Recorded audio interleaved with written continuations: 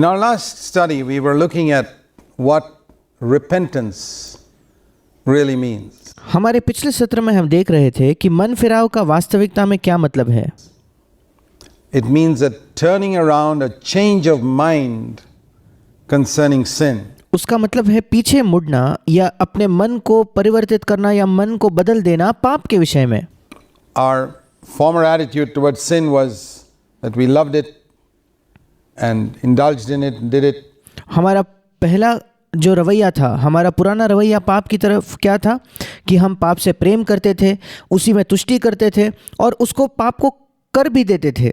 Now we've decided to turn from it. अब हमने तय किया है कि हम उससे पीछे मुड़ने वाले हैं. We're not saying we have overcome. हम ये नहीं कह रहे कि हम जयवंत हो चुके हैं. We're just saying we have changed our attitude towards it. हम केवल यही कह रहे हैं कि हमने उस पाप के प्रति अपने रवैये को बदल दिया है.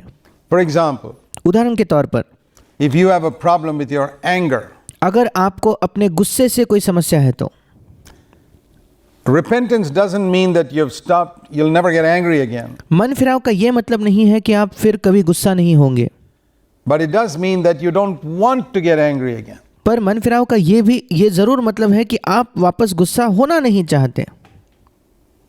It means you don't want to lust with your eyes again. इसका मतलब आप अपने आंखों से फिर एक बार लालसा करना नहीं Doesn't चाहते. mean you've got victory.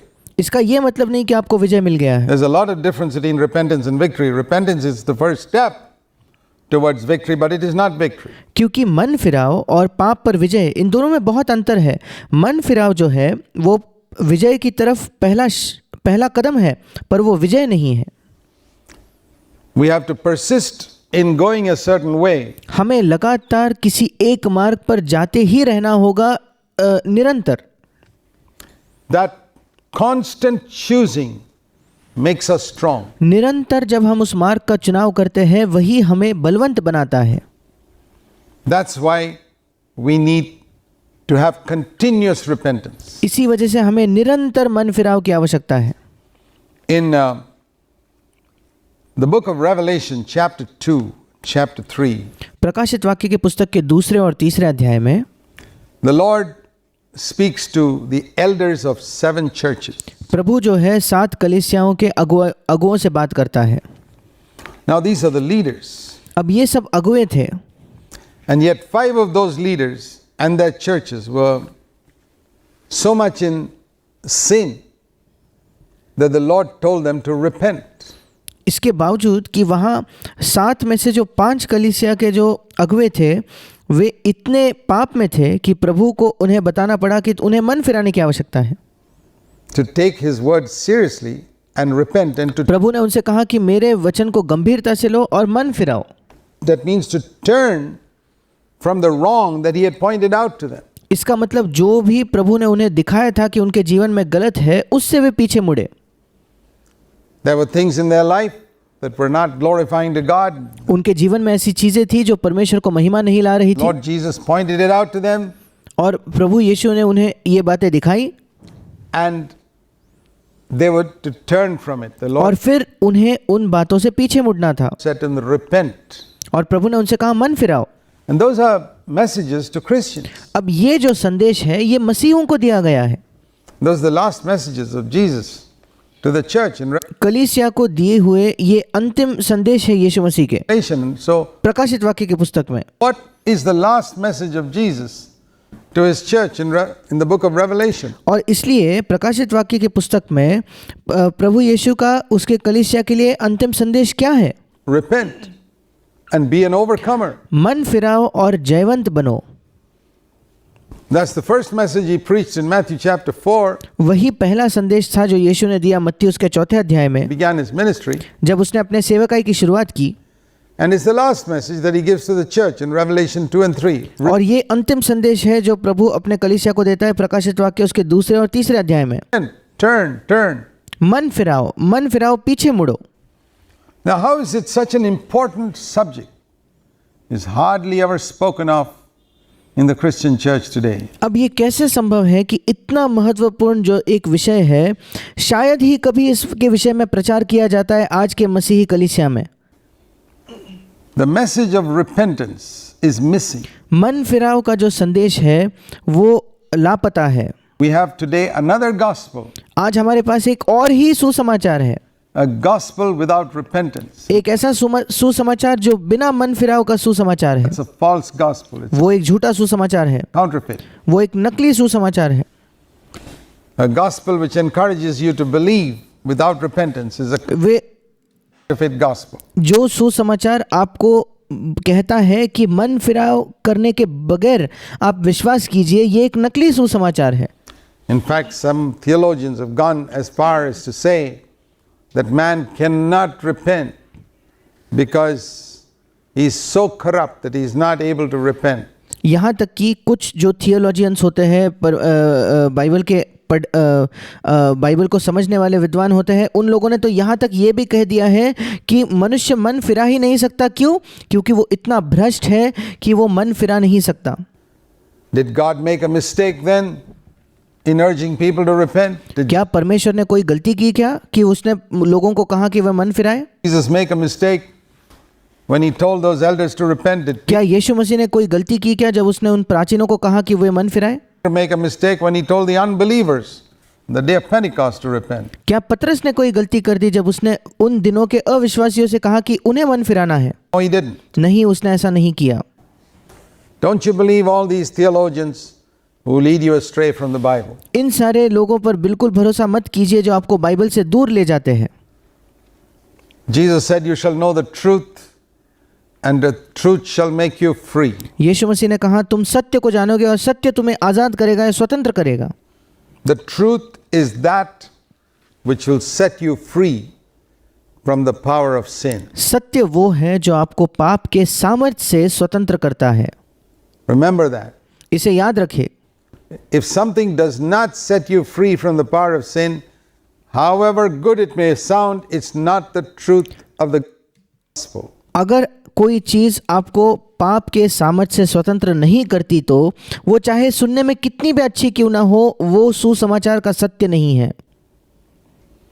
Remember this too, that God never asks us to turn away from something that's good for us. अब इस बात को भी याद रखिए कि परमेश्वर कभी भी हमें किसी ऐसे चीज़ से पीछे मुड़ने के लिए नहीं कहता जो हमारे लिए अच्छी है। Oh no, God is a good God. नहीं, बिल्कुल नहीं। परमेश्वर एक अच्छा परमेश्वर है And everything He wants to give us is for our good. और जो भी वो हमें देना चाहता है वो हमारे अच्छे के लिए, हमारे भलाई के लिए है। If He asks us to give up something, it's something which is bad for us. अगर वो हमसे कहता है कि हम कुछ चीज़ छोड़ दे, वो ये ऐसी ही चीज़ होगी जो हमारे लिए बुरी है। Think of an earthly father. What does he tell his children to give up? एक पृथ्वी के पिता के बारे में सोच कर देखिए, वो अपने बच्चों को क्या छोड़ने के लिए कहता है, किस चीज़ को त्यागने के लिए कहता है। He'll never tell his children to give up something that's good for them. वो कभी भी अपने बच्चों को कुछ ऐसा नहीं छोड़ने को कहेगा जो उनके लिए अच्छा है या भला है। He'll never tell them to stop eating good food. वो कभी उनसे ये नहीं कहेगा कि अच्छा खाना खाना छोड़ दो। He'll never tell them to stop going to school. वो पिता उनसे कभी नहीं कहेगा कि स्कूल जाना छोड़ दो। No. नहीं। He may tell them to give up their bad friendships. और वो पिता उनसे ये ज़रूर कह सकता है कि अपनी बुरी संगत छोड़ दो, उन बुरे मित्रों को छोड़ दो And certain bad habits. और कुछ बुरी आदतों को छोड़ दो। A good father would never ask his children to give up something which is good for him. एक अच्छा पिता कभी भी अपने बच्चों को ऐसी चीज़ त्यागने के लिए या छोड़ने के लिए नहीं कहेगा जो उसके लिए अच्छी हो। Only that which is bad. केवल वही छोड़ने को कहेगा जो बुरा है। So what is God, who is a much better father, और फिर परमेश्वर क्या छोड़ने के लिए कहेगा जो इससे भी बेहतर पिता है, going to tell us to turn from? परमेश्वर हमें किस चीज़ से मुड़ने के लिए कहेगा, क्योंकि वो तो पृथ्वी के पिताओं से बेहतर पिता है। Things that can harm us. ऐसी चीज़ें जो हमें चोट पहुंचाती है, Things that can hinder us from developing to our full potential as human beings. ऐसी चीज़ें जो हमें रोक देती है, एक बाधा लाती है कि मनुष्य होने के नाते जो हम पूर्ण तौर पर बन सकते हैं, उसके बीच में अगर कोई भी चीज़ अवरोध लाती है तो परमेश्वर उसी को छोड़ने के लिए कहेगा। If you want to see the full potential to which God wanted a human being to rise up to and live, You see it in the earthly life of Jesus Christ. अगर आप ये देखना चाहते हो कि कोई भी मनुष्य जिसको परमेश्वर ने बनाया है उसकी पूरी क्षमता क्या है या वो सब कुछ क्या है जिस स्तर तक या क्या संभावना है उसके जीने की, तो आप देख सकते हो यीशु मसीह का पृथ्वी का जीवन। That is how God wants you to live. और परमेश्वर आपको चाहता है कि आप इसी तरीके से जिए, And me to live. और परमेश्वर चाहता है कि मैं वैसा ही जीऊं। There is an example there in Christ. मसीह में एक उदाहरण है, And when I see that, I say, Lord, I want to be like that. और जब मैं वो देखता हूं तो मैं कहता हूं कि प्रभु मैं ऐसा होना चाहता हूं, ऐसा बनना चाहता And I हूं, want to turn, that is repent. और इसलिए मैं मन फिराना चाहता हूं। Everything that I discover in my life which is not like that. हर एक चीज़ जो मुझे अपने जीवन में मिलती है, अपने जीवन में दिखाई पड़ती है, जो वैसे नहीं है, उससे मैं मन फिराना चाहता हूँ। I want to live by the principles that Jesus lived by. मैं उन्हीं सिद्धांतों के अनुसार जीवन जीना चाहता हूँ जिस सिद्धांतों के अनुसार यीशु ने जीवन जिया। And I want to turn from everything that is contrary to the principles of Jesus' life. That is repentance. And और मैं हर उस चीज़ से पीछे मुड़ना चाहता हूँ जो यीशु मसीह के जीवन के सिद्धांतों के विपरीत है, और वही है मन फिराओ। I said last time, as we walk with the Lord, we get more and more light on what we need to turn away from. और जैसे मैंने पिछले सत्र में भी कहा, जैसे हम प्रभु के साथ आगे बढ़ते जाते हैं, चलते जाते हैं, हमें अधिक और अधिक ज्योति मिलती है कि किन चीज़ों से हमें पीछे मुड़ने की आवश्यकता है। And as we turn away, we can receive from God, that is faith. और जब हम पीछे मुड़ते हैं तो हम प्रभु से प्राप्त भी कर सकते हैं, वो विश्वास है। Repentance is turning around, faith is receiving from God all that God has for us. That's how मन फिराव का मतलब है पीछे मुड़ना, विश्वास का मतलब है परमेश्वर से वो प्राप्त करना कि जो भी परमेश्वर के पास हमारे लिए है वो सब प्राप्त करना। we are to begin our Christian life, and that's how we are to keep on growing in the Christian life, because हमें अपने मसीह जीवन की शुरुआत इसी तरीके से करनी है और इसी तरीके से हमें अपने मसीह जीवन में आगे बढ़ते रहना या जारी रहना है। as I said, repentance is something continuous, because as long as there is something un-Christ-like in you, you need to repent. क्योंकि जैसे मैंने कहा, मन फिराव एक ऐसी चीज़ है जो निरंतर जारी रहती है, क्योंकि जब तक कि आपके जीवन में ऐसी कोई चीज़ है जो मसीह जैसे नहीं है तो आपको मन फिराने की आवश्यकता है। And we all have to acknowledge, you and I, that none of us have become perfectly like Christ yet. और हम सबको इस बात को मान लेना होगा, आपको और मुझे, कि हम में से कोई भी सिद्ध तौर पर मसीह जैसा अब तक नहीं बन गया है।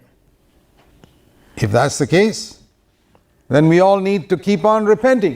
और अगर ये सच है तो फिर हम सबको आवश्यकता है कि हम मन फिराना जारी रखें, हम मन फिराते ही रहे।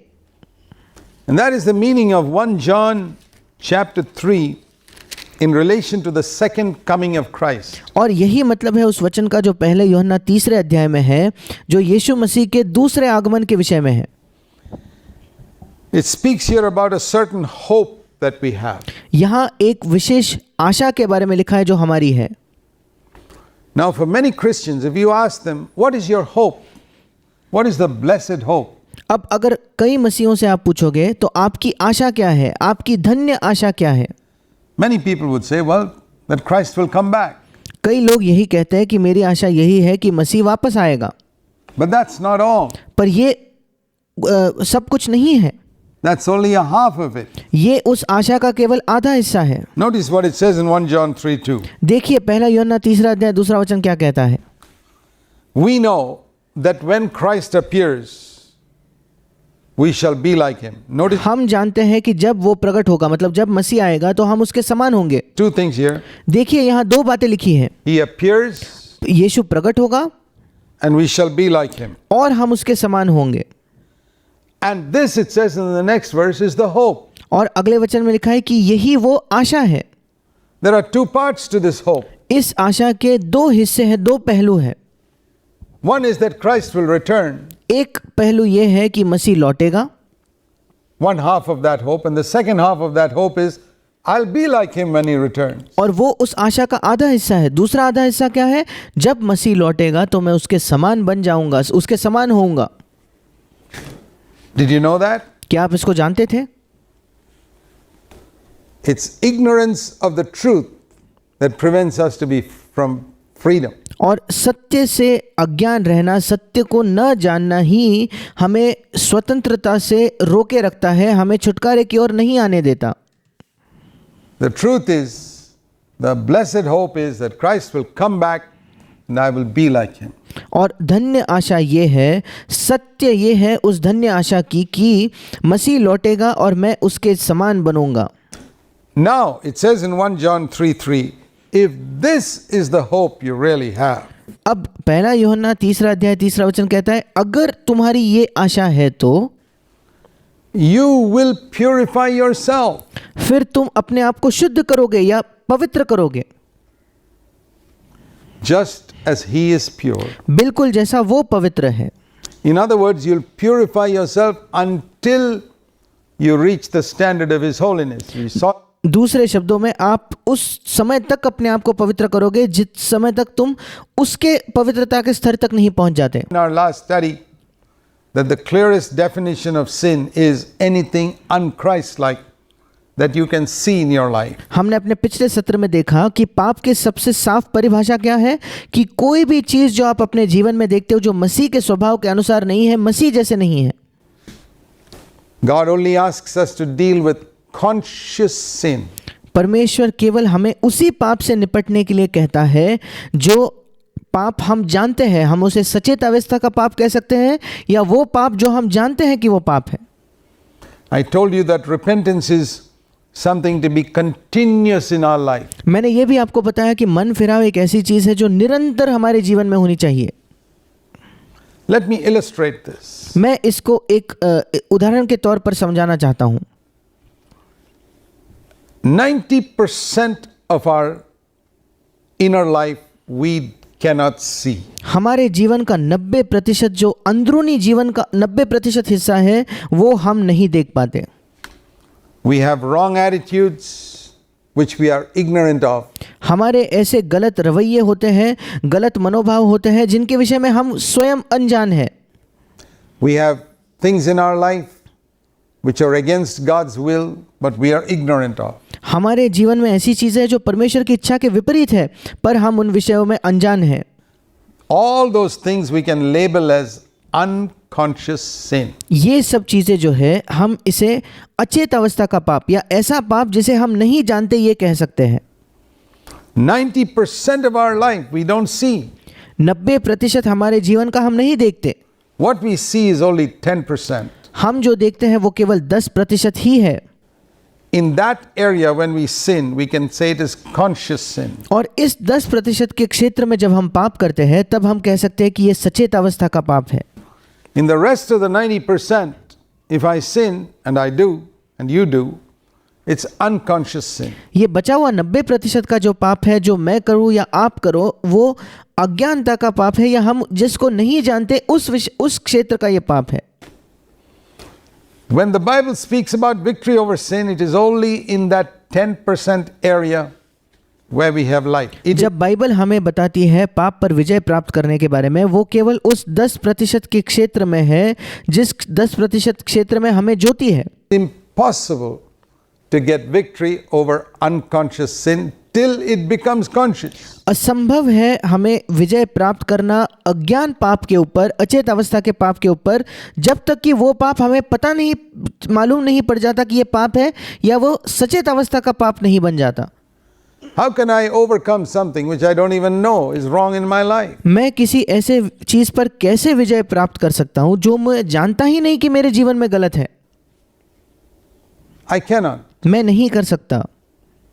So we need to distinguish between these two things, conscious sin and unconscious sin. और इसलिए हमें इन दो चीज़ों में अंतर करने की बहुत ज़्यादा आवश्यकता है। सचेत अवस्था का पाप, वो पाप जो मुझे मालूम है पाप है, और अचेत अवस्था का पाप, वो पाप जो मैं नहीं जानता पाप है। And that is why it's so wrong to judge other people. और इसी वजह से इतना ज़्यादा गलत है कि दूसरों पर दोष लगाना। Because if you know only 10% of your own life, how much do you think you know about other people? whom you see once in a while, अब अगर सोचिए आप अपने स्वयं के जीवन के बारे में केवल 10% ही जानते हो, तो आपको क्या लगता है दूसरों के जीवन के बारे में आप कितना ही जानते हो जिन्हें आप शायद कभी कभार देखते हो? less than 1%. 1% से भी कम. Do you see the foolishness there of knowing 1% of a person's life and passing a judgment on him? क्या आप इस बात की मूर्खता को देख पाते हो कि किसी व्यक्ति के जीवन का 1% ही हिस्सा जानना और उसका न्याय कर देना?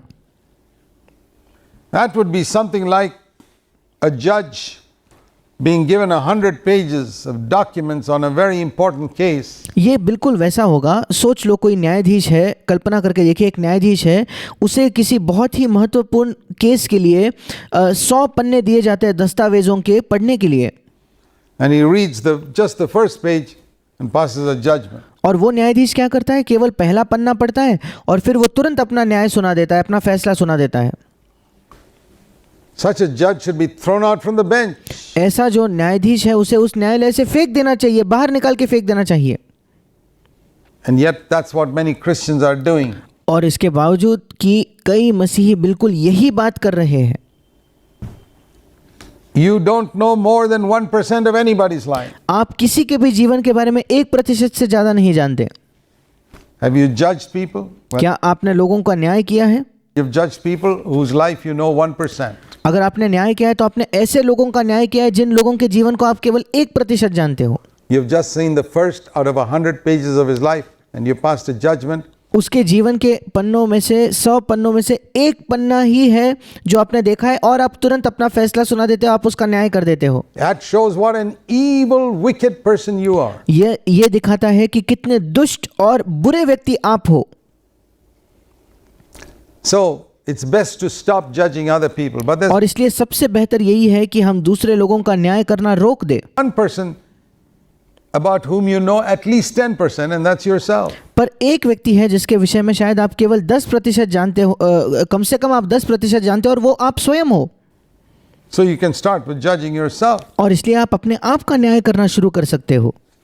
And the Bible says in 1 Peter 4 that when you judge yourself, that is the proof, I'm paraphrasing it, that you are part of God's house. और बाइबल हमें बताती है पहले पत्रस में कि जब आप अपने आप का न्याय करते हो, तो उस वचन को मैं अपने शब्दों में कह रहा हूँ कि जब आप अपने आप का न्याय करते हो तो ये साबित करता है कि आप परमेश्वर के लोगों या परमेश्वर के परिवार का एक हिस्सा हो. Judgment must begin at the household of God. 1 Peter 4:17. And it पहला पत्रस 4:17 कहता है कि पहले परमेश्वर के लोगों का न्याय किया जाए. begins with us first. और वो शुरुआत किससे होती है? अपने स्वयं से, हमारे अपने आप से उसकी शुरुआत होती है. What's going to be the condition of those who do not obey the gospel? और जबकि न्याय का आरंभ हम ही से होगा तो उनका क्या अंत होगा जो परमेश्वर का सुसमाचार को नहीं सुनते? पहला पत्रस 4:17.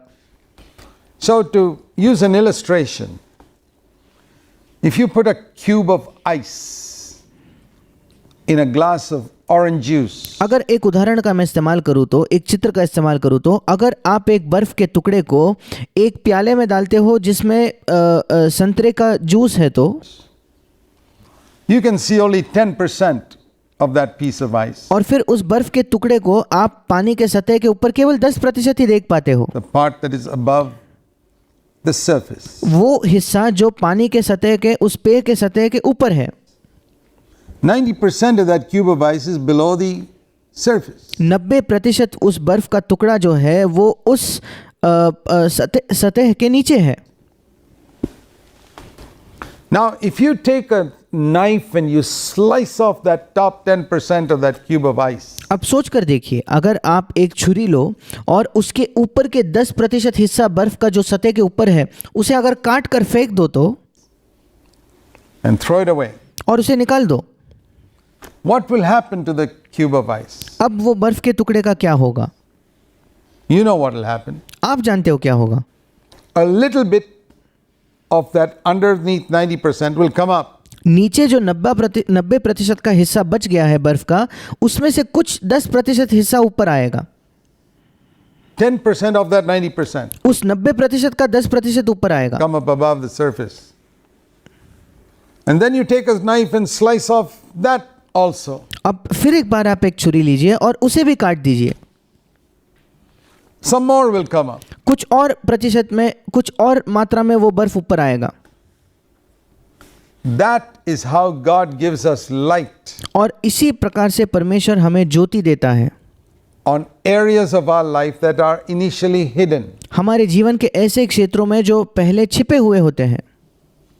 If I deal with the areas of my life that I know are wrong, अगर मैं अपने जीवन के उन क्षेत्रों से बर्ताव करूं, उन क्षेत्रों को सही तरीके से संभालूं जो गलत है, तो then God will give me light on the areas of my life where I don't have any understanding of what is Christ-like. फिर परमेश्वर मुझे उन क्षेत्रों में मेरे जीवन के ज्योति देगा जहां मुझे अभी तक कोई समझ ही नहीं मिली है कि मैं मसीह जैसा नहीं हूं।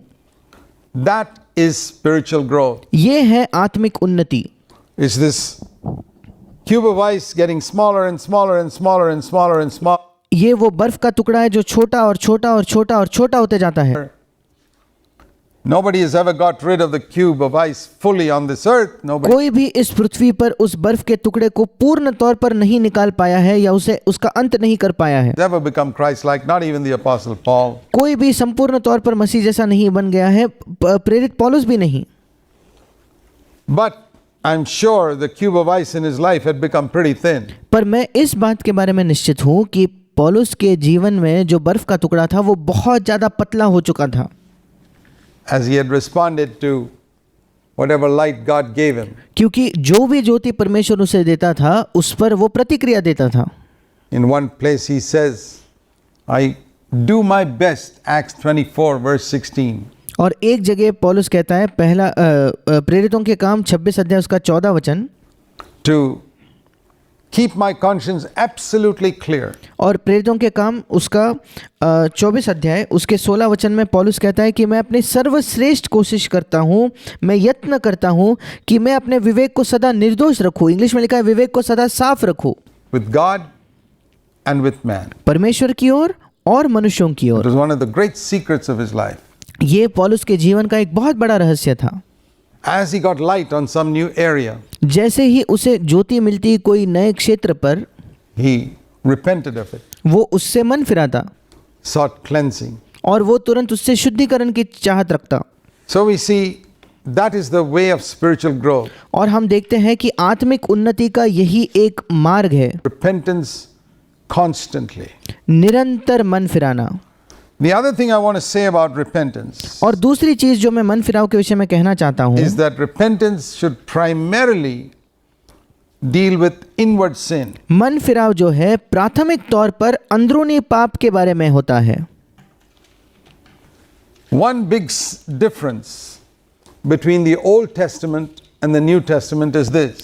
एक महत्वपूर्ण अंतर या एक बड़ा अंतर पुराने नियम में और नए नियम में ये है। The Old Testament emphasized everything external. पुराने नियम में जिन बातों पर जोर दिया जाता था वो बाहरी बातें थी। The New Testament emphasizes everything internal. नया नियम जो है वो जिन बातों पर जोर देती है वो अंदरूनी बातें हैं। For example, उदाहरण के तौर पर in the Old Testament the sacrifices were external. पुरानी नियम में जो बलिदान होते थे वो बाहरी थे, On the altar. उस वेदी के ऊपर। In the New Testament the sacrifices are internal. नए नियम में जो बलिदान है वो अंदरूनी है, Inward. अंदर से है, वो भीतर में है। In the Old Testament the temple was outside in Jerusalem. In the New पुराने नियम में मंदिर जो था वो बाहर था, यरूशलेम में था। Testament the temple is inside. God नए नियम में मंदिर जो है वो अंदर है, lives in here. परमेश्वर यहाँ हमारे अंदर जीता है। This is the temple of God here. ये परमेश्वर का मंदिर है यहाँ। In the Old Testament the 10 commandments dealt primarily with sin which is on the outside. पुराने नियम में जो 10 आज्ञाएं थी वो प्राथमिक तौर पर उन पाप का जिक्र करती थी जो बाहरी तौर का पाप है। In the New Testament, in Matthew chapter 5 and chapter 6, Jesus spoke about the sin which is on the inside. नए नियम में मत्ती 5वां अध्याय और 6ठे अध्याय में यीशु ने उस पाप का जिक्र किया जो अंदर है। That's one of the big differences between the old covenant and the new covenant. ये एक बहुत बड़ा अंतर है, मुख्य अंतर है पुरानी वाचा और नई वाचा के बीच। In the old covenant, they were holy on the outside. पुरानी वाचा में वो बाहरी तौर पर पवित्र होते थे। In the new covenant, God wants us to be holy the inside. नई वाचा में परमेश्वर चाहता है कि हम अंदर की ओर पवित्र हो जाए।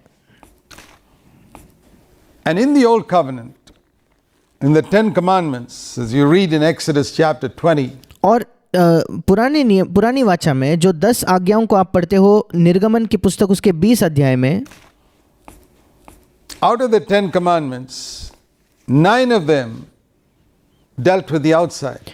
10 आज्ञाओं में से 9 आज्ञाएं जो है वो बाहरी जीवन के विषय में थी।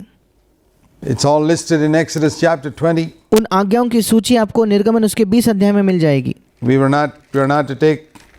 We're not to have any other gods. दूसरा कोई हमारे सामने परमेश्वर नहीं होना चाहिए।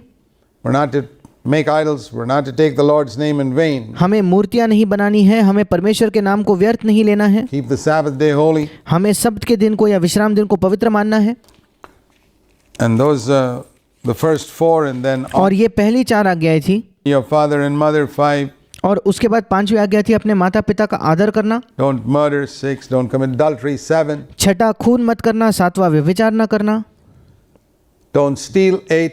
8वां था चोरी न करना, Don't bear false witness against your neighbor 9. No, 9वीं आज्ञा थी किसी के विरुद्ध झूठी साक्षी न देना। it doesn't say don't tell a lie. अब ध्यान दीजिए, ये 9वीं आज्ञा ये नहीं कहती कि झूठ मत बोलो। There's no commandment in the Old Testament like that. It is too high a standard. But when you go to court and you try to swear something, make sure you don't tell a lie there. पुराने नियम में ऐसी कोई आज्ञा नहीं है कि झूठ मत बोलो। पुराने नियम के लिए ये बहुत ऊंचा मापदंड था। पुराने नियम में मापदंड क्या था कि अगर तुम न्यायालय में जाते हो और वहां तुम शपथ खाते हो तो वहां झूठ मत बोलना। And bear false witness against your neighbor. क्योंकि न्यायालय में झूठ बोल के अपने पड़ोसी के खिलाफ झूठी गवाही मत देना, झूठी साक्षी न देना।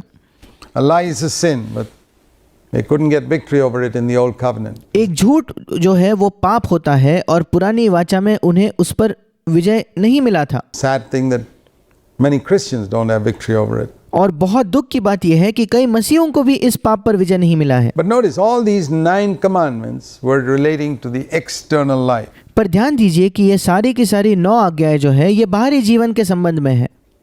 But when it came to the 10th one, पर जब बात आती है 10वें आज्ञा की, God put one commandment right at the end परमेश्वर ने एक आज्ञा बिल्कुल अंत में रखी to test how many people would be sincere and honest. ये परखने के लिए, ये जांचने के लिए कि कितने लोग ईमानदार होंगे उसको मानने में। That commandment said, you shall not desire your neighbor's wife. It's not वो अंतिम आज्ञा क्या थी कि तू अपने पड़ोसी के पत्नी की लालच ना करना या उसकी इच्छा ना करना। talking about grabbing your neighbor's wife. यहाँ ये नहीं लिखा कि अपने पड़ोसी के पत्नी को जाकर पकड़ना नहीं, ऐसा नहीं लिखा। No. You're not touching her. नहीं, तुम उसे छू भी नहीं रहे। You're just sitting in your home and thinking about her. आप केवल अपने ही घर में बैठकर उसके विषय में सोच रहे हो। Desiring something that belongs to your neighbor that's not yours. उस अपने पड़ोसी की ऐसी कोई चीज की लालसा कर रहे हो, लालच या इच्छा रख रहे हो जो आपकी नहीं है। It could be your neighbor's wife. शायद वो आपके पड़ोसी की पत्नी हो सकती है। It could be your neighbor's house. वो आपके पड़ोसी का घर हो सकता है। It could be your neighbor's daughter. हो सकता है वो आपके पड़ोसी की बेटी है। Every woman on this earth is either your neighbor's wife or your neighbor's daughter. हर एक स्त्री इस पृथ्वी पर या तो आपके पड़ोसी की पत्नी है या तो आपके पड़ोसी की बेटी है। Sure. निश्चित तौर पर। And the Bible says you're not to lust after a woman that's not your wife. और बाइबल आपको बताती है कि आपको किसी भी स्त्री के लिए लालसा नहीं करनी है, कुदृष्टि नहीं डालनी है जो आपकी पत्नी ना हो। So here's a command which no man could keep. और ये एक आज्ञा है जो कोई भी मनुष्य, जो कोई भी पुरुष नहीं रख पाता था। You shall not lust. क्योंकि ये आज्ञा क्या थी? तुम लालसा न करना। Nobody could keep it. कोई भी व्यक्ति उस आज्ञा को नहीं मान पाया। The Apostle Paul in one place says, according to the righteousness in the law. Philippians 3, he says, I was blameless. प्रेरित पौलुस एक जगह कहता है, फिलिपियों की पत्री के 3 अध्याय में वो ये कहता है कि व्यवस्था की जो धार्मिकता है उसके अनुसार मैं बिल्कुल निर्दोष था. But the same man says in Romans 7 that when it came to the last commandment saying thou shalt not covet or thou shalt not lust, I found all types of lusting and coveting in my heart. He's just being honest. पर यही व्यक्ति Romeo की पत्री 7वें अध्याय में कहता है कि जब मैंने इस आज्ञा को देखा कि तुम्हें लालसा नहीं करनी है या मन में इच्छा या लालच नहीं करनी है, तब मैंने अपने मन में हर एक प्रकार की लालसा, हर एक प्रकार के लालच को पाया. That's the difference between Paul and many Christians. और पौलुस केवल ईमानदार था. यही अंतर है पौलुस में और कई दूसरे मसीहों में. Paul was absolutely honest. He said, पौलुस बिल्कुल ईमानदार था. I found all types of coveting in my heart. और वो कहता है मुझे अपने हृदय में सब प्रकार के लालच को मैंने देखा है. And I couldn't overcome it. और मैं उस पर विजय नहीं प्राप्त कर पाया. I just cried out, oh wretched man that I am. You read that in Romans chapter 7. और इसी वजह से पौलुस कहता है मैं कैसा अभागा मनुष्य हूँ. आप इन चीज़ों को रोमियो की पत्री 7वें अध्याय में पढ़ सकते हो. Why did God put that 10th commandment there? क्यों परमेश्वर ने वो 10वीं आज्ञा वहां रखी, Which he knew that nobody could keep. जो प्रभु जानता था कि कोई भी उस आज्ञा को नहीं मान पाएगा. Because he wanted to test after people had kept the 9 commandments. क्योंकि परमेश्वर ये परखना चाहता था, ये परीक्षा लेना चाहता था कि जब लोग उन 9 आज्ञाओं को रख पाए हैं, To see whether they would be proud like the Pharisee and say, Lord, I thank you, I'm not like other men. परमेश्वर ये देखना चाहता था कि इन 9 आज्ञाओं को मानने के बाद क्या लोग उस फरीसी के समान घमंडी होकर कहते हैं कि प्रभु तेरा धन्यवाद, मैं दूसरे मनुष्यों के समान नहीं हूँ.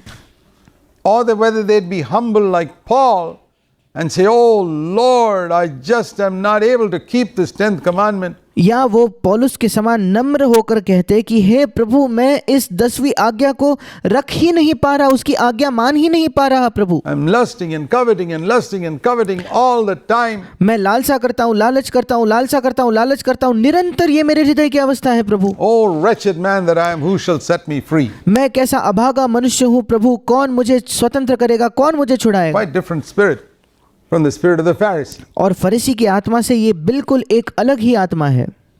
And those are the ones whom God sees crying out in defeat of the 10th commandment, whom the Lord will lead into something higher. और यही लोग जिन्हें परमेश्वर देखता है कि वो जब हार जाते हैं, उस 10वें आज्ञा के हारने के बाद वो परमेश्वर की ओर पुकारते हैं, इन्हीं लोगों को प्रभु किसी और भी ऊंचे स्तर तक ले जाएगा. Which is the new covenant. और वो ऊंचा स्तर है नई वाचा.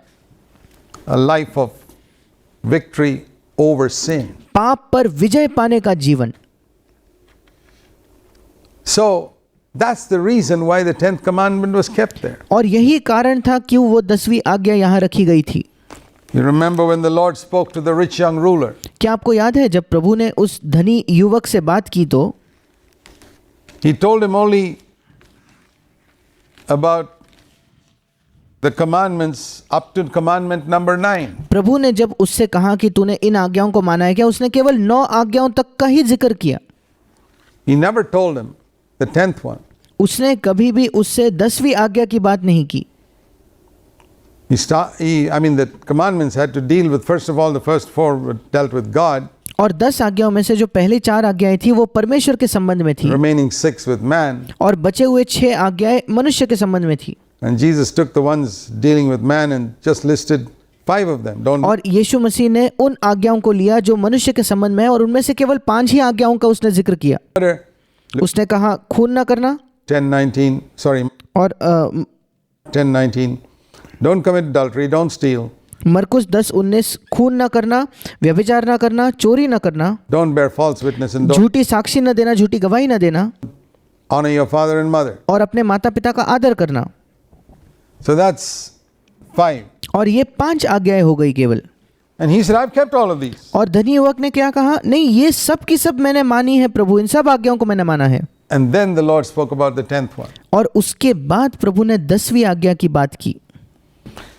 He said, what about all your love for money? उसने कहा तेरे जो पैसे का प्रेम है तेरा, उस पैसे के प्रेम का क्या?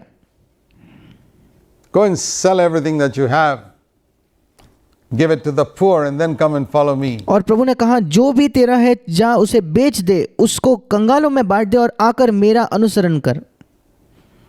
Then we discovered that he had not kept, he didn't want to keep the 10th commandment. इससे हम जान पाते हैं कि वो 10वीं आज्ञा मानना नहीं चाहता था।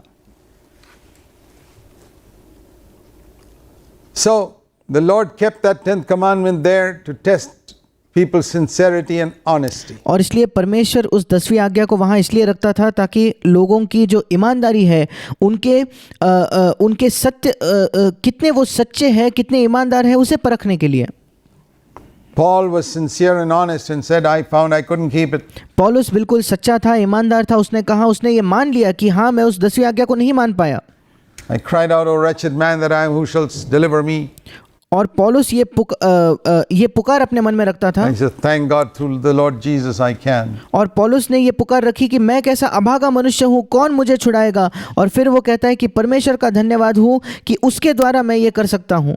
And he goes on to describe in Romans chapter 8, the next chapter, और आगे जाकर रोमियो की पत्री 8वें अध्याय में वो इस बात का भी वर्णन करता how है the law of the Spirit of life set him free from the law of sin and death. कैसे जीवन की आत्मा की व्यवस्था ने उसे पाप और मृत्यु की व्यवस्था से स्वतंत्र कर दिया। So as he got light, he repented. और इसलिए जैसे जैसे पौलुस को ज्योति मिली वो मन फिराते गया। As he discovered some new area of lust in his heart, he confessed it to God and said, Lord, this is wrong in my life. I want deliverance from it. और जैसे जैसे पौलुस को अपने जीवन में कोई अपने हृदय में लालसा का कोई नया क्षेत्र दिख जाता उसके हृदय में, तो वो परमेश्वर के सामने उसे मान लेता और पुकारता कि वो उसे स्वतंत्र कर दे, उस चीज से छुटकारा दे। And wherever God sees a person sincerely acknowledging a sin, और जब भी परमेश्वर देखता है कोई व्यक्ति ईमानदारी से अपने पाप को मान लेता है, कबूल कर लेता है तो, and taking it seriously, और उसे गंभीरता से लेता है तो, wanting to be free from it, और उसकी चाहत है कि वो उससे स्वतंत्र हो जाए, crying out to God for grace to be protected, परमेश्वर से वो पुकारता है कि वो उसे अनुग्रह प्राप्त हो कि वो उस पाप से बच जाए, सुरक्षित रहे, he gets victory. He gets फिर ऐसे व्यक्ति को विजय मिलता है। the power of the Holy Spirit to be an overcomer. ऐसे व्यक्ति को पवित्र आत्मा का सामर्थ्य मिलता है कि वो जयवंत बन जाए। Repentance, true repentance, leads to an overcoming life. वास्तविक मन फिराव जो है वो एक जयवंत जीवन की ओर ले जाता है। It says about Jesus in Hebrews chapter 5 verse 7, he who never sinned, he in whom there was no sin. यीशु मसीह के विषय में लिखा है इब्रानियों की पत्री 5वां अध्याय 7वां वचन, जिसने कोई पाप नहीं किया था, जिसमें कोई पाप न पाया गया, उसके विषय में ये लिखा है, Was still tempted as we are. वो परखा गया बिल्कुल हमारे ही तरह। Hebrews 4:15 says that. इब्रानियों 4:15 में ये साफ तौर पर लिखा है कि वो हमारी तरह परखा गया, In every point. सब बातों में। How did he overcome sin? अब यीशु ने कैसे पाप पर विजय प्राप्त किया? His is an example for us. उसका उदाहरण हमारे लिए एक उदाहरण है।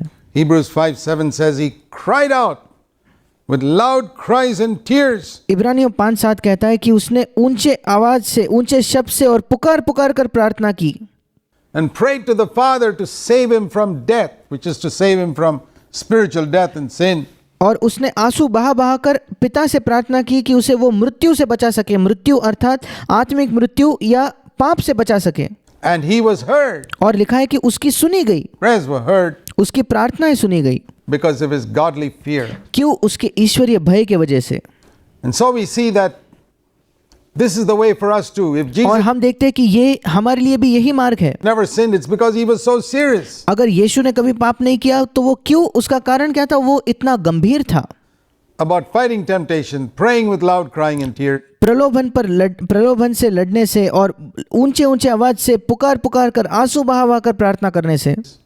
And if we pray in the same way and cry out to God, और अगर हम भी वैसे ही प्रार्थना करेंगे और उसी तरीके से प्रार्थना करेंगे और परमेश्वर की ओर पुकारेंगे तो we will experience the same victory that he experienced too. हम उसी विजय का अनुभव करेंगे जिस विजय का अनुभव यीशु ने किया। If you are defeated, It's because we haven't taken sin seriously. अगर हम हारे हुए हैं तो इसलिए क्योंकि हमने पाप को गंभीरता से नहीं लिया है। May God help us all. परमेश्वर हम सबकी सहायता करे। God bless you. परमेश्वर आपको आशीष दे।